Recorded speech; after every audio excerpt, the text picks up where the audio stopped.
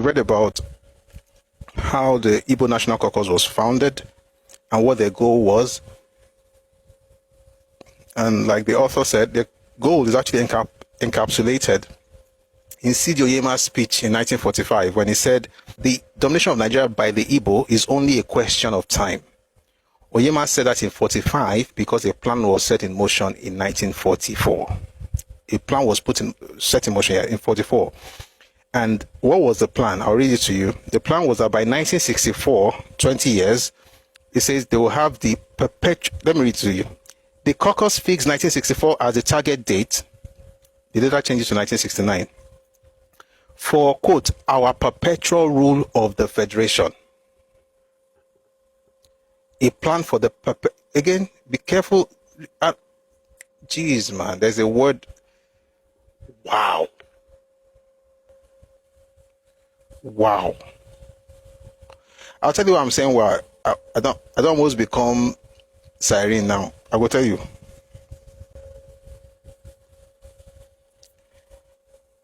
Wow. I'll tell you what I'm saying. Wow. I've never thought of this, by the way. 1954. There was a conference in London. And Ibo moved for the inclusion of secession clause. Ibo moved the motion for the inclusion of secession clause in Nigeria's constitution. Zik spoke against it. And, boy, let me do it this way. Let me let him speak for himself. We'll tie everything together. Guys, I can't say everything I'm thinking at the same time, so just give me a second. I will read something to you, and then I want you to tie it. I've never found this correlation, but clearly there's something here. Let me read what Zik said in 1975. Zik had an interview. He granted an interview in 1975 when he talked about the exchange that he had with Ibo. Please listen to what I'm about to read. When the 1954 Constitution Conference started, my good friend, Chief Obafemi Awolowo, tabled a motion to the effect that in the new constitution, provision should be made that any state which feels like seceding should do so. I was opposed to it and said no, and said that once we have a federation, we are indivisible and perpetual. That word is is the reason we are doing all of this. Perpetual. Guys, I have a reason for this. Perpetual. That was where we began to use the expression, the indivisibility and the perpetuity of the federation, and that to secede would amount to treason, and so a debate ensued. The Secretary of State then was Oliver Littleton, later Lord Chandos, and was very much interested, and that was his first time in saying that the people of African descent were people actually debating at a high level. So a full day was given to Chief Awolowo to make his points. He spoke brilliantly as a lawyer. He made his point why secession should be incorporated in the Constitution. He cited the case of the Soviet Union, which is a federation, and that secession is written there so that any state in the Soviet Union can secede at will. He also cited the case of Western Australia, and eventually he finished his case and was applauded. Lord Chandos said that on the face of the arguments before him, it would be suicidal to incorporate secession in our Constitution, and that is why we have Section 86 in our Constitution, that if any region or state should secede, then it would be an act of treason. We adjourned. The next day I had to reply. I availed myself of the opportunity to, demolish the arguments of my friend. And I cited the case of United States, which based its constitution on that of the Swiss Confederation. That is Switzerland.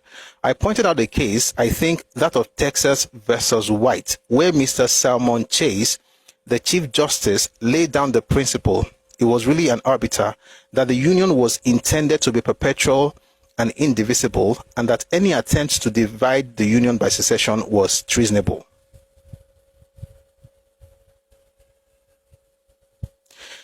The North NPC supported Action Group. The question was then, should we have secession? The Colonial Office came to our rescue. You know, the usual principle of Britain, divide and rule. But this time it was in our favor. When he said our, he was talking about his people. So the Colonial Office backed us. You went as Nigeria, But suddenly you are saying our, us. They backed us. They were in our favor. Is it our Nigeria or your region? And don't tell me it's about the party. I would have said it's about the party, but seeing how the party was configured after 51, it was about his ethnicity. But here's the interesting thing. You see, this Simon Chase thing that Azikiwe referred to in 1954 was actually a case that was heard. It was a judgment that was passed in 1869. The concept of the union being perpetual. Azikiwe brought the idea to Nigeria and said that Nigeria must have indivisibility and perpetuity. You don't have those exact words in the 1999 Constitution, but what you're going to find in the 1999 Constitution is indissolubility. It's a synonym, essentially meaning you can't dissolve this union. But here is why I went through all of this. When you go back to that other book, it says that their goal was the perpetual rule of the Federation, and I couldn't just help seeing that thing there. That the person who was a member of the National Caucus who wanted to have a perpetual rule of Nigeria, they called it our perpetual rule of the Federation in 1944, somehow appears in the UK in 1954 and asks for Nigeria to exist perpetually.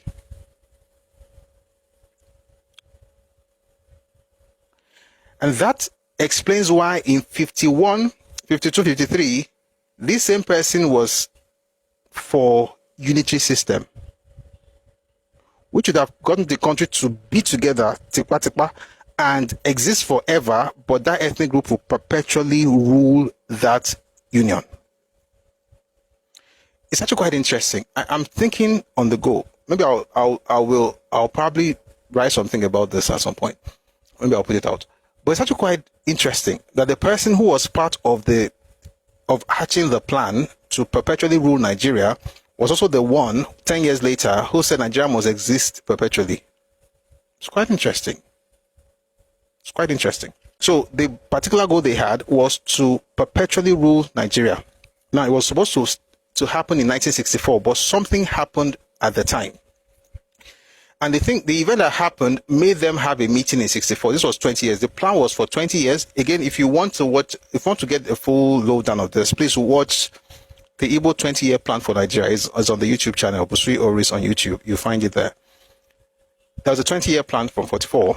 64, something happened. This is what happened. By the way, there was a protocol that was released, Ibo National Caucus protocol. It was supposed to be secret and confidential, but it came out after the war. So this is what it was, what they wrote there. Enemies of our fatherland have alerted the decadent Yoruba. The people writing here, Ibo National Caucus. This document was signed by two people, Badewe, Banugo. That's why I don't like Ozumba Badewe Road. I like the road. I don't like the name on that road because the things they planned, he signed it.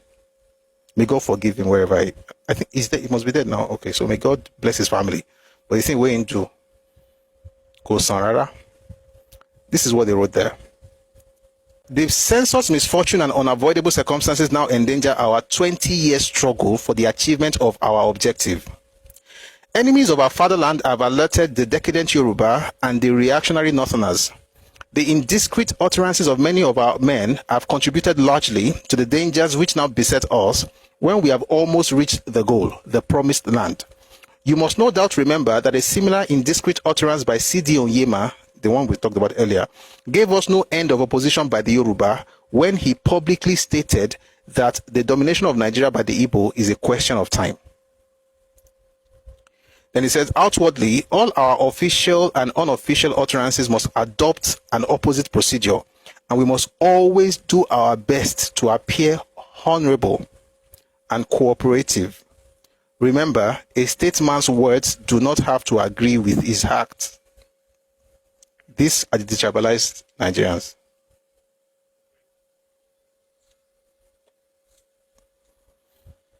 Now, I'm not saying go and be doing extreme bigotry. I'm saying own your space. And don't let anybody cheat you out of it by blackmailing you with, you're a tribalist. I don't care. These stupid utterances must stop.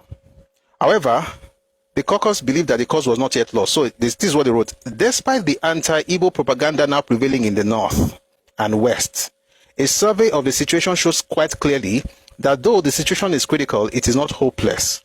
In the east, despite the amateurish leadership of Okpara, the Onitsha Ibo and Ibo dispute has quietened. Let me tell you why I want to pause. They said, despite, I'm not the one writing this, so these are Igbo leaders. Despite the amateurish leadership of Okpara, how can an amateur be made the Oga of the region, the premier of the region, and also the president of the party, when actually he was supposed to be Father Onsi, a Yoruba man?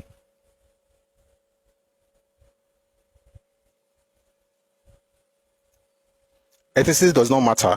But Father Onsi, I mean, the party was founded, we've said this a billion times, so I'm sure you remember. NNDP, Lagos Market Women Association, TUC, and Student Movement, Student Union came together and formed NCNC. The first president, Abat Macaulay, first secretary, Azikiwe. Azikiwe becomes president in 46 after Abat Macaulay passes on. They're going to now change later on in the 60s. The next person, one of the a national vice president was actually Father Onsi. Why was the man not made the chairman of NCNC? Why did they make sure that the premier of the eastern region also doubled as the president of NCNC? Why? Why did they make sure that when they got the Midwest states, contrary to what the Benis were expecting, they made sure there was an Igbo man that became the premier of the Midwest? Why? Why was it when in 1967, when Victor Banjo proposed 3 names to Ojukwu, he didn't see any of those 3 names that could work? Ojukwu originally had a man in mind. His name was Conrad Wanwo.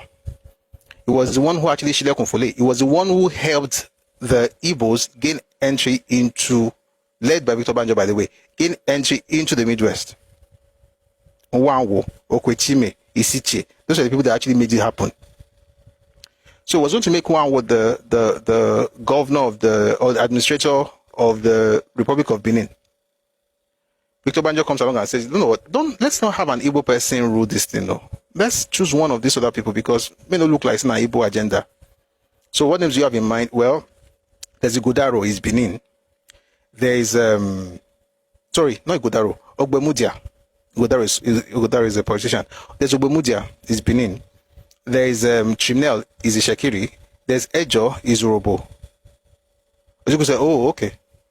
Ojukwu left the Conrad Nwanwo, didn't take Nwanwo. But he made sure that all the 3 names that the Oga brought, he didn't take any one of them. He had to go and choose another Igbo man. How about Okonkwo? Why? Why did Ojukwu say that his military would occupy Yoruba land and he'll be the one appointing the administrator in Yoruba land in Western region, in Lagos, all the way to Jeba? Why? If you're Nigerian, you're playing this thing of the tribalists, you are just listen and be blessed. And hopefully this will help you. Nigerians, love everybody, be fair to everyone, but watch out for people who will use blackmail to take over what is yours. That's the message. But let's continue. So this amateur leader was made both the premier of the region and also the president of NCNC, but it was not because of tribalism. Or every other person was the tribalist. In the east, despite the amateurish leadership of Okpara, the Onitsha Ibo and Ibo dispute as quieting. What that means basically is this: Onitsha Ibo and Ibo. So Onitsha is Ibo, then the other Ibo. Until the 50s into the 60s, Onitsha did not like to be called Ibo. This Ibo thing, it is well, but let me not go into that today. The Efiks, the Ibibios, and the Rivers tribes are still under complete control, even though their dreams of their own state have been completely shattered. Who is talking here? The Ibo National Caucus. When? 1964. Who shattered their dreams? The Igbos.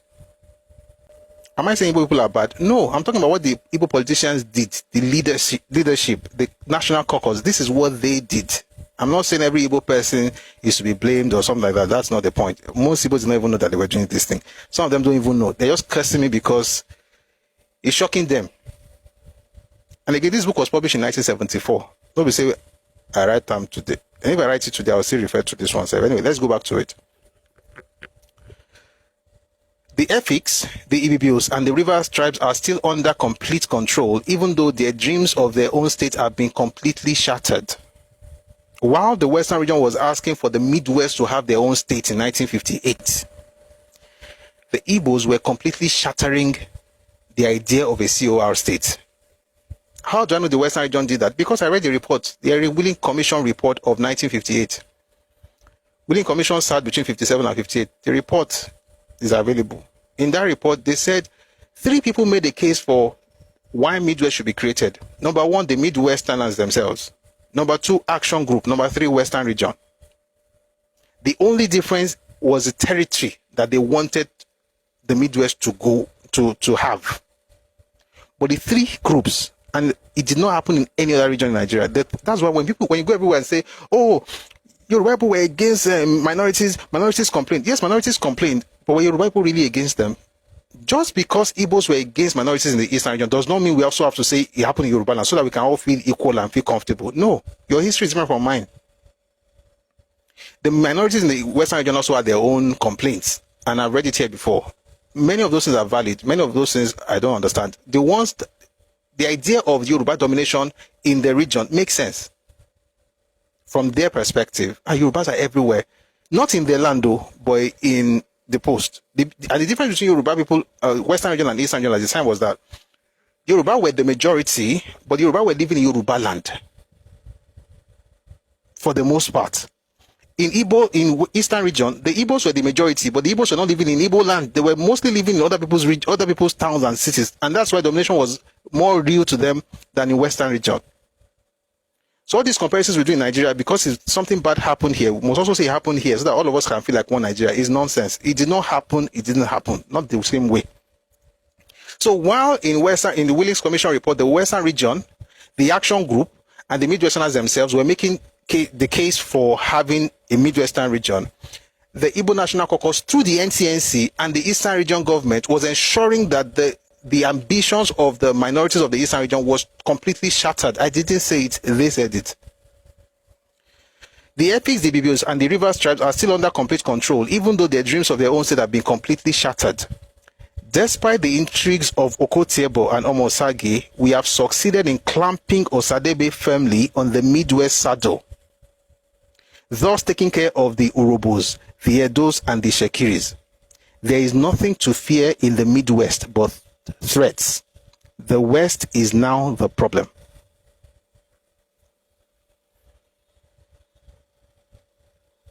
The West is now the problem. So you are in what do you see happen here?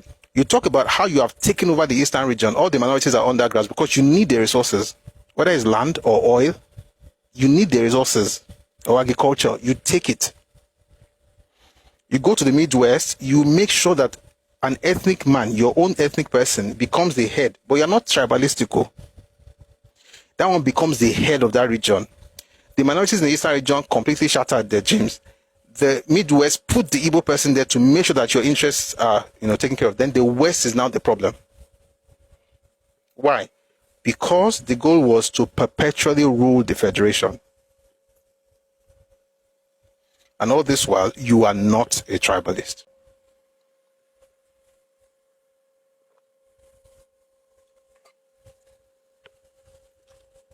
The custodians of Igbo chauvinism were convinced that the obstacle of the West was not an insuperable one, that all that needed done was to splinter the NNDP leadership by tearing away Akintola from Fani Kayode, an Action Group renegade who had joined the NCNC and then the NNDP in protest against Ibolization of the NCNC. The strategy to achieve the end as recorded by them was as follows. Listen to what they said about the West. Play up Awolowo at all times. I've said this before, but in case you're not here when I said it, if you read the book by Wole Soyinka, You Must Set Forth at Dawn, he talked about how there was collaboration between himself and some of Yoruba people with the Igbos to push Awo and, talk about AG program and everything to broadcast and stuff while Papa was in prison. He was working with them, right? Again, our intellectuals in the 60s were a very interesting lot. They were just thinking about Nigeria, the creators of Nigeria. The people they were working with, this was why they were doing it. Please listen to why they did why the Ibo National Caucus told them to do what they did. So even though you read that in You Must Set Forth, I don't want to read it here because it's going to take me out of the topic. If you go and read You Must Set Forth done by Wole Soyinka, you see what happened. They're like, oh, we are together. We are the same people. Okay. Listen and be blessed. Play up Awolowo at all times.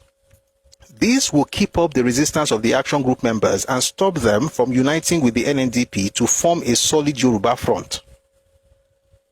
This is vital, and there is no longer a headache or danger to us. Intensify all propaganda against Akintola. Don't hold that he is sufficiently discredited already. He is still dangerous. We must keep the quarrel between himself and the action group alive. This will ensure the disunity amongst the Yoruba leaders. Seek all means to discredit Fani Kayode. He is the real and only barrier to our domination of the West and our ultimate control of the Federation.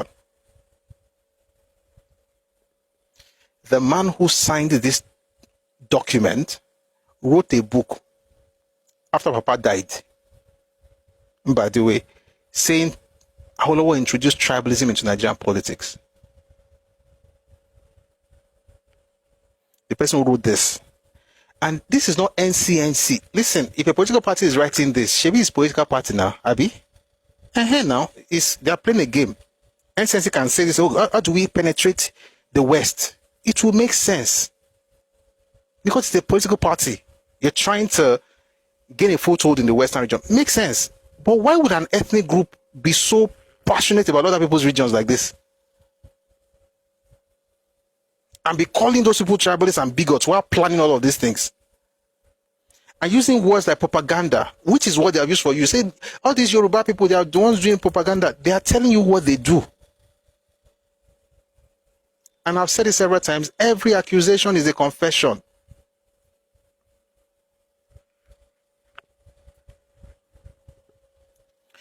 Outside the eastern region, the rest of the country felt that the danger of Igbo domination was real.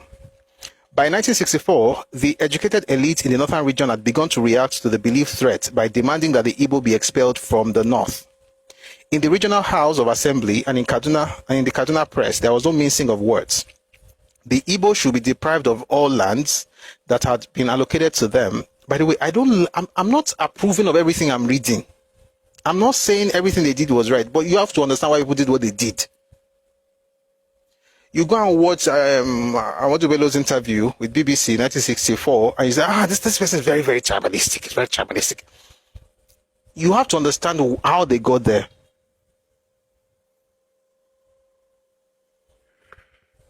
So I'm not saying that everything they did, that's the right thing. I'm just telling you that you have to understand the journey. So you don't say, this were just bad people. They don't like Igbo.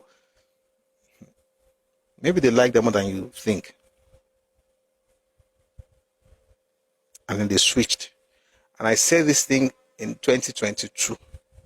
Feels like an eternity ago. I said this in 2022. I said, if a dog that wags its tail every time it sees you begins to bark, do you really think the problem is a dog?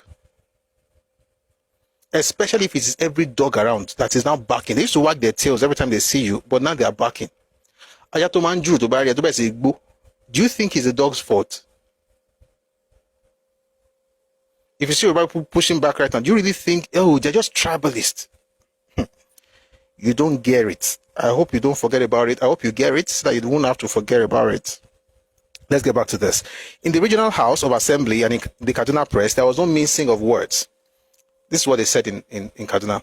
The Igbo should be deprived of all lands. What does this remind you of? We did a session here yesterday. What happened in Bakweri in southern Cameroon in 1948, when they said every land that had been sold to the Igbos must be taken away from them, and every Igbo that is renting houses in Bakweri must be ejected. There are 10 rules. Do I like it? Of course not. I don't like it. But I'm telling you that it's about to happen again. And I hope it doesn't. What I'm doing is just tell people, let's fix up. The Igbo should be deprived of all lands that had been allocated to them. There were too many in federal establishments in the north. They had infested the north as petty traders. Laws should be enacted to the effect that the North National policy northernization policy be extended to the petty traders. The premier, Sir Ahmadu Bello, and obviously the most grieved by what he regarded as the ingratitude of the Igbo, declared in the House of Assembly in 1964 February, "It is my most earnest desire that every post in the region, however small it is, to be filled by a northerner." In the Midwest, which had been created in 1962 by the NPC-NCNC coalition to further weaken the action group, the non-Igbo NCNCers began to wonder whether the party they had been sacrificing so much to support was not proving synonymous with the Igbo tribe. To this end, Festus Okotie-Eboh and Humphrey Omosage began to be less loyal to the NCNC as Osadebe, the Igbo premier, was clamped upon them, and as allegations of Igboism in the civil service of the region festered. Last time we read the letter that Okotie-Eboh wrote to Omosage, around 62, 63, thereabout. I'm not going to go back to it today, but you can watch the previous video from Wednesday, part 7. This is part 8, so you can watch part 7. You will see, we read the letter there. The point is, and this is very important, what became the Midwest were two provinces, the Benin and Delta provinces. In the 1950s, there were 24 representatives from those two provinces in Ibadan. There were 24. Of those 24, 21 were NCNC. Only three were in AG. Anthony Nauro, Arthur Prest, and Igodaro. The remaining 21 were in NCNC. By 62. Now, when I say the remaining 21, I'm talking about all those Benin, Afemai, Isha, Urobo, Ishekiri, because Okotie was Ishekiri, but it was an NCNC. These people were all together, but they started discovering something, that the party was becoming more and more Igbotic.